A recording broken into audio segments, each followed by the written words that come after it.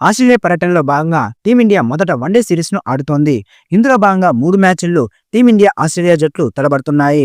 ఇప్పటికే మొదటి మ్యాచ్లో భారత జట్టును ఓడించి ఆస్ట్రేలియా అద్భుతమైన విజయాన్ని సాధించింది. దాంతో సిరీస్లో 1-0తో ముందంజలో నిలిచింది. ఇక ఈ సిరీస్ని గెలవాలంటే టీమిండియా మిగిలిన 2 మ్యాచ్లను కూడా తప్పకుండా గెలవాల్సిన పరిస్థితి. దాంతో గురువారం జరగబోయే రెండో మ్యాచ్ మీద టీమిండియా ప్రత్యేక దృష్టిని పెట్టినట్టుగా తెలుస్తోంది.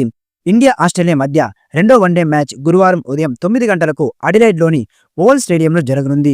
ఈ మ్యాచ్లో గెలిచి సిరీస్ని సమం చేయాలని టీమిండియా భావిస్తోంది.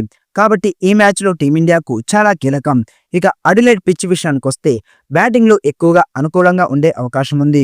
కాబట్టి భారీ స్కోర్లు నమోదు కావచ్చు. ఇప్పటి వరకు అడిలైడ్లో 94 వన్డే మ్యాచ్లు జరిగాయి. మొదట బ్యాటింగ్ చేసిన జట్లు 49 సార్లు మ్యాచ్లు గెలవగా, మొదట బౌలింగ్ చేసిన జట్లు 43 మ్యాచ్ల్లో విజయాలు సాధించాయి. సగటు మొదటి ఇన్నింగ్స్ స్కోరు 225 పరుగులు. అలాగే సగటు రెండవ ఇన్నింగ్స్ స్కోరు 197 పరుగులు. ఇక ఈ స్టేడియంలో నమోదైన అత్యధిక స్కోర్ విషయానికొస్తే 369 పరుగులు. అలాగే నమోదైన అత్యల్ప స్కోర్ విషయానికొస్తే 70 పరుగులు.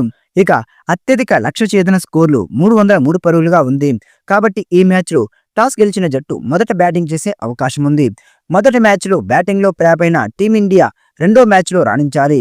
భారీ స్కోర్ చేస్తేనే ఆసీస్ను కట్టడి చేసే అవకాశం ఉంది. కోహ్లీ, రోహిత్, గిల్, శ్రేయస్ అయ్యర్, కేఎల్ రాహుల్ బ్యాట్ నుండి భారీగా పరుగులు రావాలి.